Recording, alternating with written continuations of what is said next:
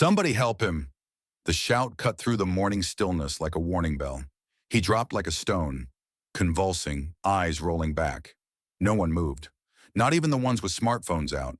But then, an 86-year-old man, the same man who'd been humiliated on that very sidewalk just a week earlier, stepped forward. His hands didn't shake, his voice didn't waver, and what he did in the next 90 seconds silenced the entire block. This isn't just a story about saving a life. It's about what we choose to remember and who we forget, about dignity, quiet strength, and never underestimating the ones who've lived longest. Elliot Granger didn't speak much, but everyone on the block knew his name, or at least they used to. Each morning at 7:10 sharp, his garage door would creak open, and out rolled a slightly faded 1998 Buick LeSabre, tan-colored, the kind you could almost mistake for beige in certain light. The car didn't look like much, but it purred like a quiet promise, just like the man behind the wheel. At 86 years old, Elliot had a routine so steady you could set your watch by it. Drive down to the corner diner, 2 eggs and black coffee, wave to Mrs. Callahan sweeping her porch, hand a wrench to the mechanic's apprentice next door, then park under the shade tree near the town's tiny war memorial before walking into Veterans Hall for the 9 gathering everyone around here just called the fellowship. He never missed a meeting. He didn't talk about the war, not unless someone asked. And even then, Elliot had a way of saying just enough to silence a room. Most folks in Maple Hollow, Ohio, knew he'd served. Some remembered he'd been a combat medic. A few had even heard the story of how he carried a wounded soldier 3 miles through jungle brush under enemy fire. But that was decades ago.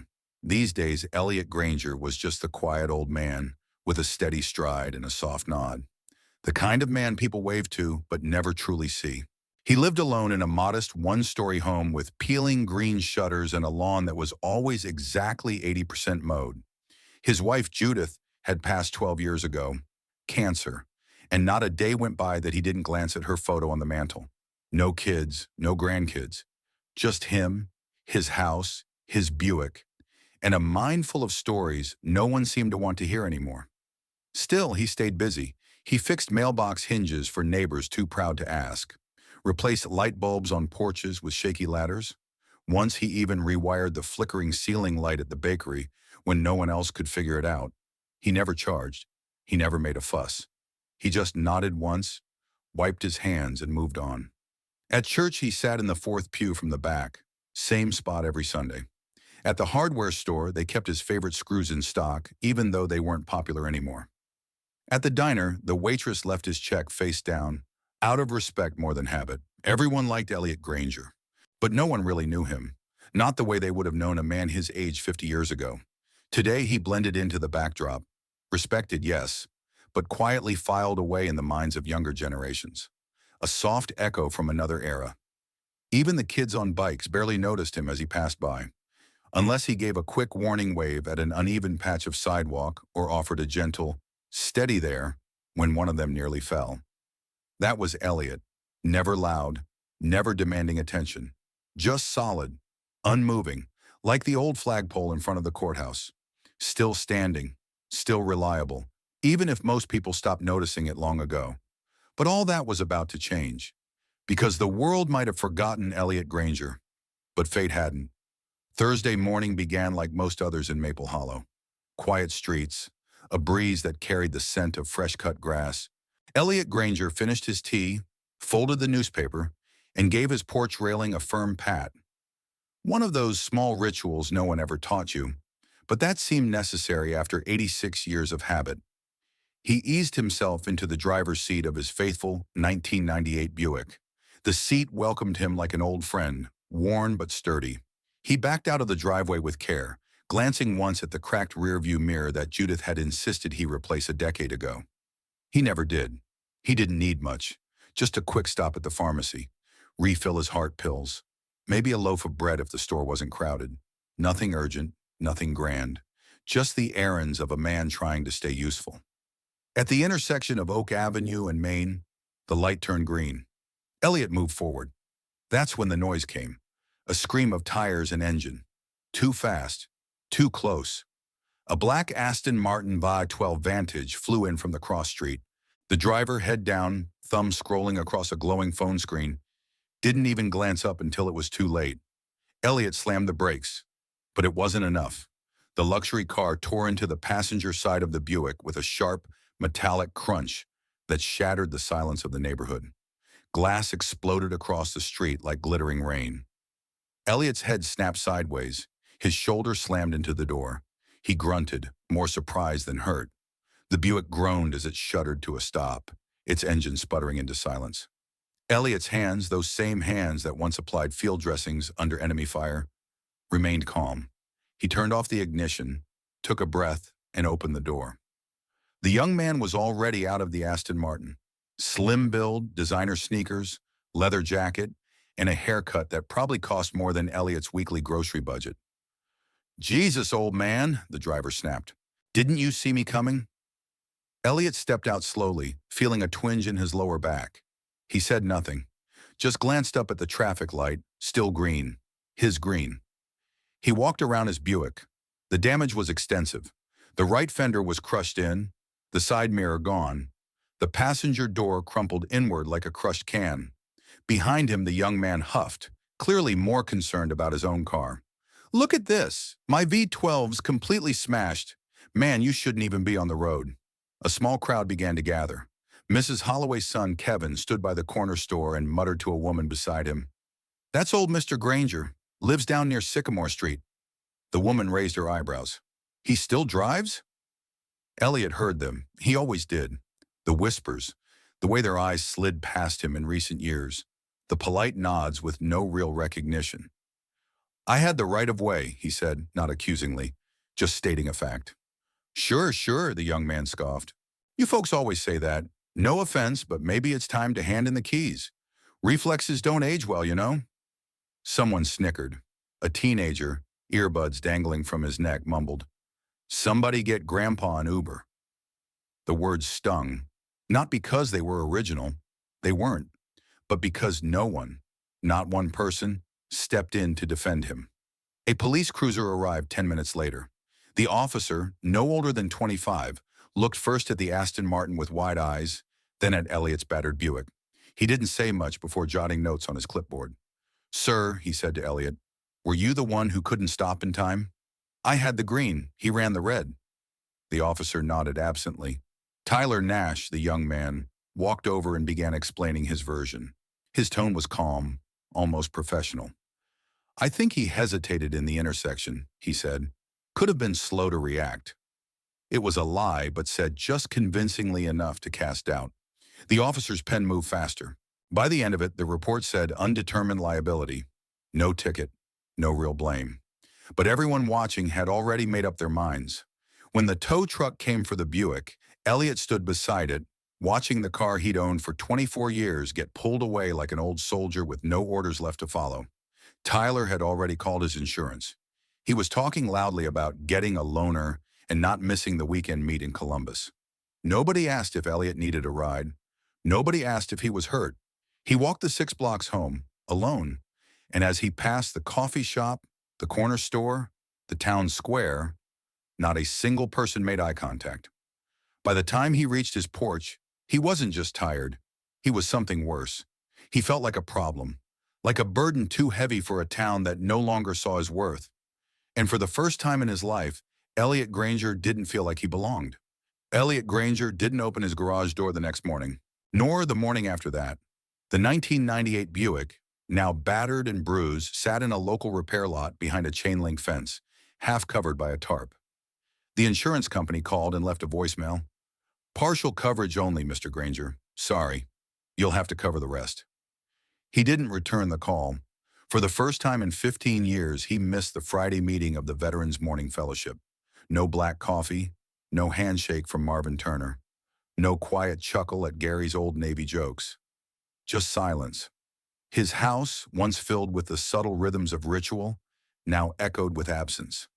Judith's picture sat quietly on the mantel, untouched. The lawn began to yellow near the edges. Mail gathered in a ceramic bowl shaped like a bird bath. And Elliot, he sat in his armchair, motionless. He wasn't bitter. That wasn't in his nature. But something inside him had changed. Not snapped, but bent in a way that wouldn't quite straighten again. The accident had bruised more than just his car. It bruised his place in the world. He'd spent a lifetime showing up, serving, fixing, helping, remembering. And in one careless moment, none of that seemed to matter. Not to the crowd, not to the officer, not even to the neighborhood kid who once thanked him for fixing his bike chain in the summer heat. Now they looked at him like he was in the way. The whisper that cut the deepest wasn't shouted. It was muttered at the edge of the crowd. Maybe it's time someone took Grandpa's keys. That one stuck, because deep down, a small voice he'd never heard before whispered, maybe they're right. He moved slower than he used to. His eyes weren't what they were.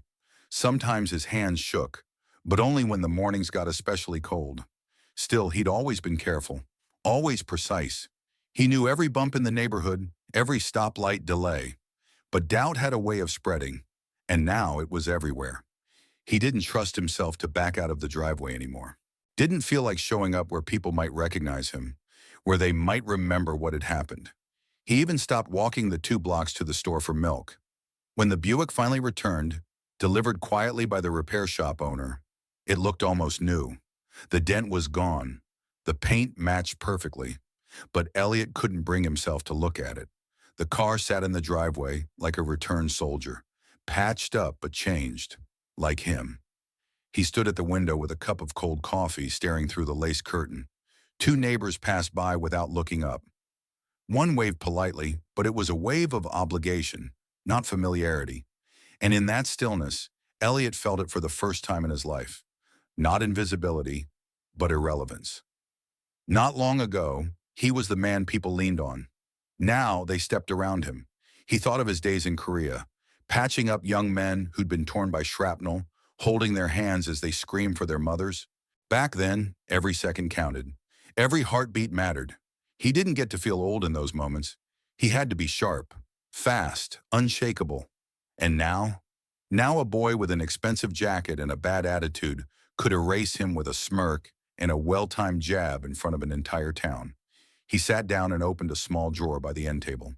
Inside, beneath old receipts and a pocket knife, was a medal, bronze star.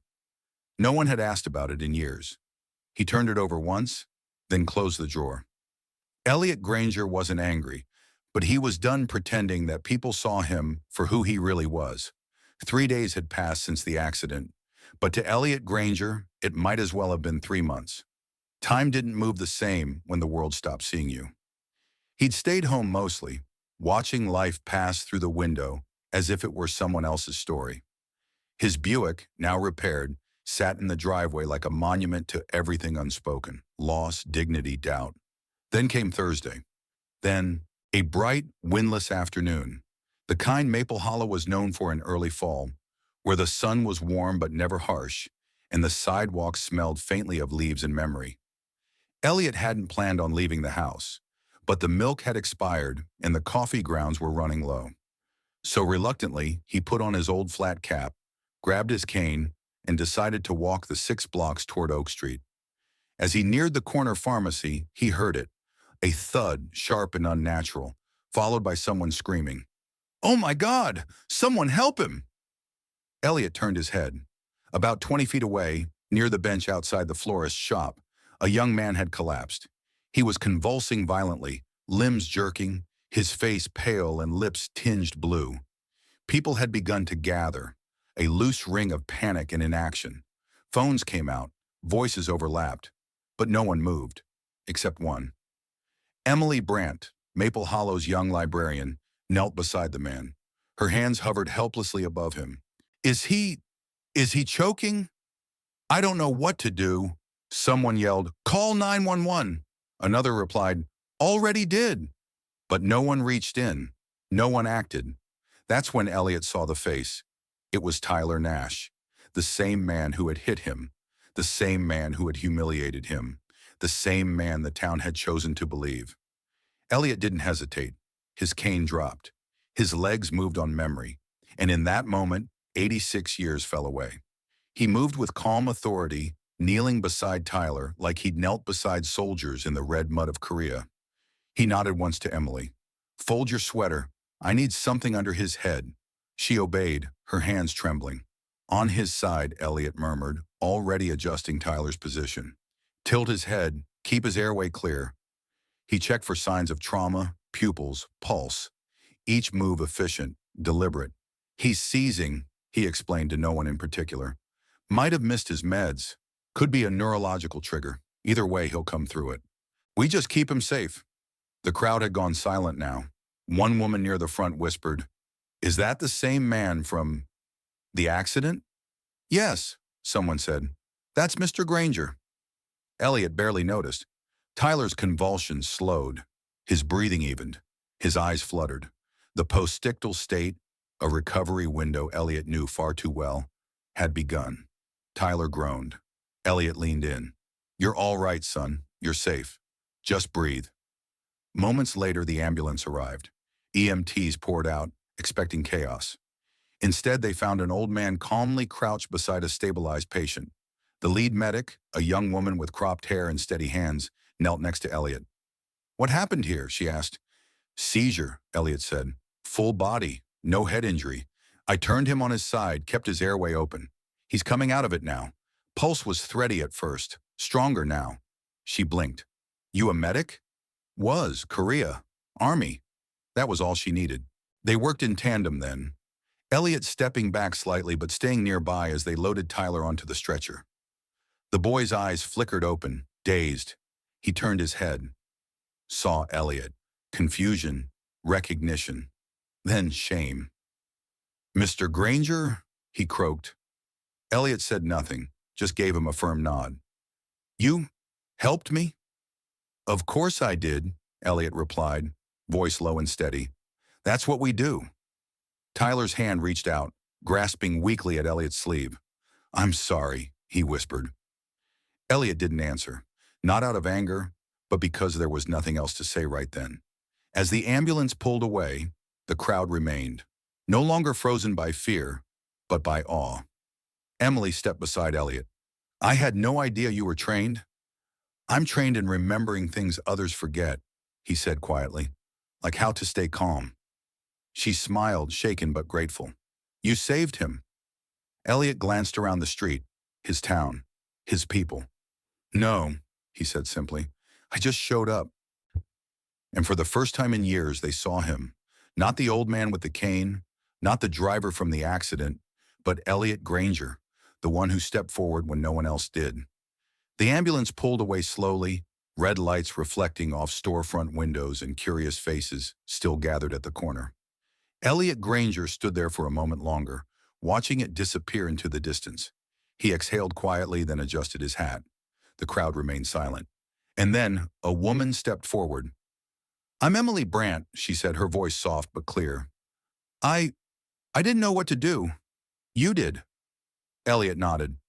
"It's all right. Most people don't." Emily blinked back emotion. "You saved his life." A few others stepped closer. Faces that had once looked through him now looked to him. A man with a postal uniform muttered, "I had no idea you served." Another said, "Thought you were just, you know, quiet." Elliot gave a small smile. "I've always believed the loudest ones usually aren't the ones who've been through much." There was an awkward laugh, the kind that comes from self-recognition. The word spread quickly, first through the gathered crowd, then through text messages, porch talk, church whispers. By evening, the small town of Maple Hollow was buzzing. Elliot Granger saved Tyler Nash, the same Tyler Nash who'd mocked him, who ran the red light, who walked away from that crash with his pride intact while Elliot walked home in the rain with a stiff hip and a ruined car. But now everything had flipped. The very next day, someone knocked on Elliot's door. It wasn't a bill collector or insurance adjuster. It was Tyler. No leather jacket, no sunglasses. Just jeans, a t-shirt, and a look of something rarely seen in boys his age. Humility. Elliot opened the door, but didn't invite him in. Not yet. "Mr. Granger," Tyler began, clearing his throat, "I came to apologize for everything, for the accident, for what I said, for how I made people look at you." Elliot didn't speak.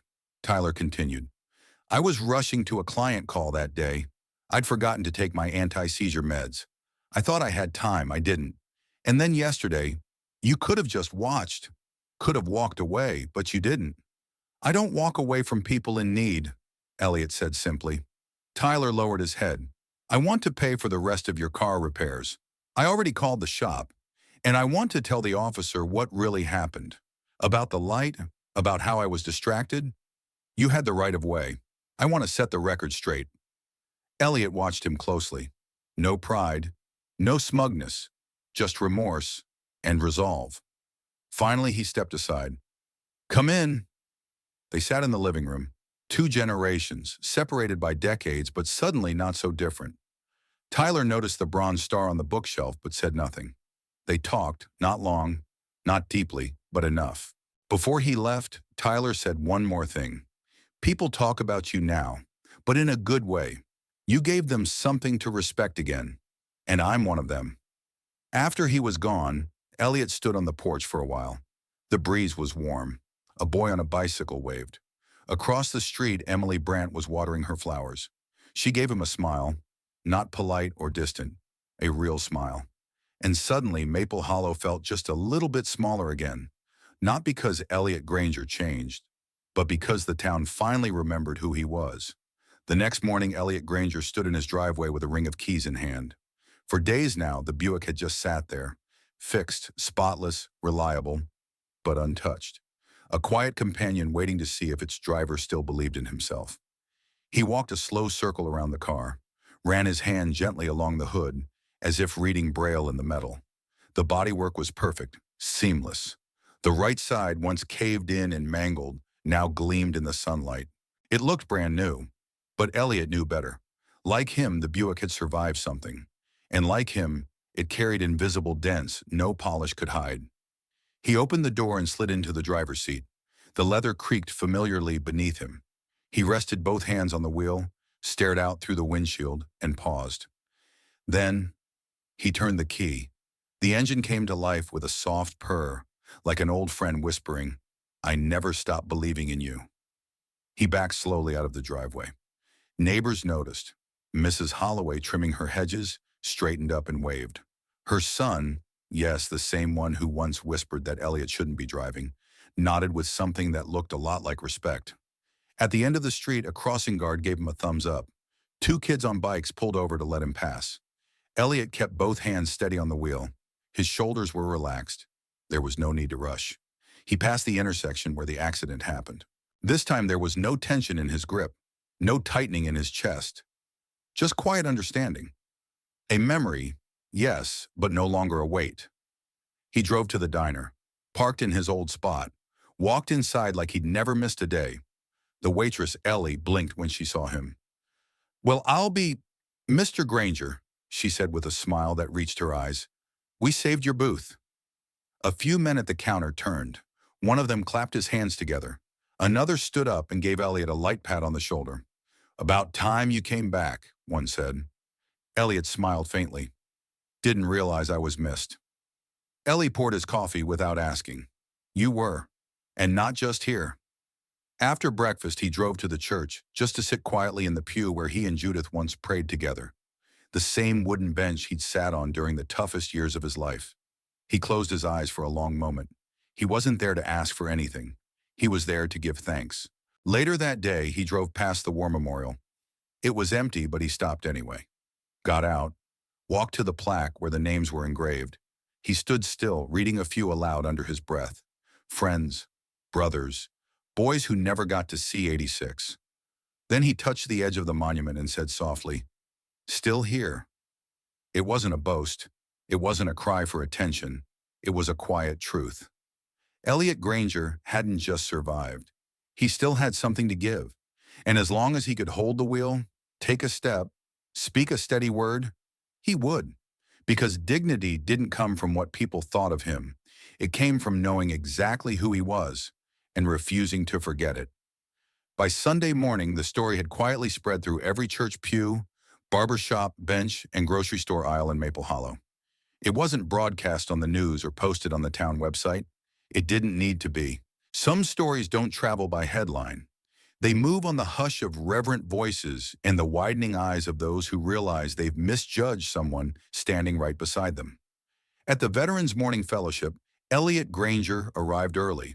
No one was surprised he came, but everyone stood, not by plan, not out of performance.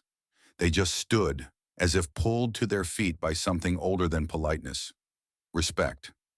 Even Marvin, who hadn't stood for anyone in years, rose shakily and said, "He didn't just serve back then. He's still serving now." Elliot gave a quiet nod and took his usual seat, third from the window, facing the flag. They asked him to speak. He refused twice.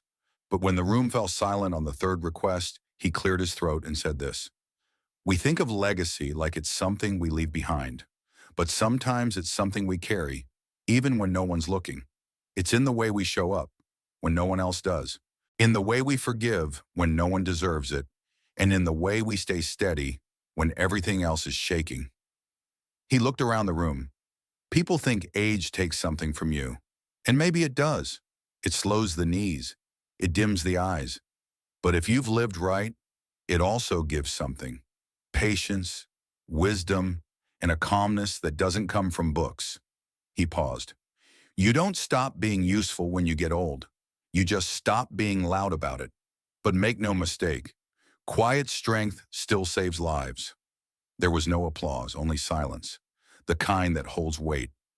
That afternoon, Tyler Nash returned to the corner where it all happened, the same intersection where he'd shouted at Elliot, where the town had watched and judged, where Elliot had once walked home bruised and humiliated. Tyler brought with him a small flag. He placed it near the sidewalk bench. Taped to the base of the pole was a handwritten note: "To the man who saved my life, even after I tried to tear his down, thank you. You didn't just help me breathe. You reminded me how to be a man. TN." Elliot never mentioned the note to anyone, but a few days later someone told him about it. He only nodded and said, "He'll be all right." In the weeks that followed, Elliot's walks became more frequent, not because he needed milk or errands, but because now, when he passed by, people stopped. They didn't just wave. They asked how he was. They remembered his name. They made room for him. Maple Hollow hadn't just remembered Elliot Granger. They'd remembered what quiet integrity looks like. And Elliot? He didn't ask for anything. Didn't demand attention. He simply showed up, like he always had, because some men leave behind medals. Others leave behind monuments. But the rarest, the ones like Elliot Granger, leave behind better people. In a world that moves faster every day, where youth is celebrated and age is often overlooked, stories like Elliot Granger's remind us of something vital. Dignity doesn't expire with time. It deepens. How many Elliots are walking our sidewalks right now? Quiet, steady, invisible. Veterans who once held bleeding comrades in their arms. Grandmothers who raised entire generations. Retirees with hands that build our bridges and hearts that still beat with quiet courage. Yet too often, they're treated as if their time has passed. But Elliot's story teaches us that sometimes the most extraordinary strength doesn't come from muscle or speed. It comes from choosing to act when no one expects you to, from staying calm when others panic, from forgiving when others wouldn't. And maybe most importantly, it teaches us that no one, no matter their age, should be dismissed. So here's a question for all of us. Have you ever misjudged someone based on their age or appearance? Or maybe, have you ever felt invisible because the world thought your best days were behind you? Tell us in the comments. We want to hear your stories, because stories like Elliot's aren't just entertainment, they're mirrors, showing us where we are and who we still have the chance to become. And if this video moved you, if it reminded you of someone you love or someone you lost, please share it. Let their memory ripple through someone else's screen. Comment your thoughts, like the video if you believe in quiet strength. Subscribe if you want more stories that remind us what truly matters, because sometimes the people we overlook are the ones who carry the greatest weight and the greatest wisdom. Thank you for watching. We'll see you in the next one.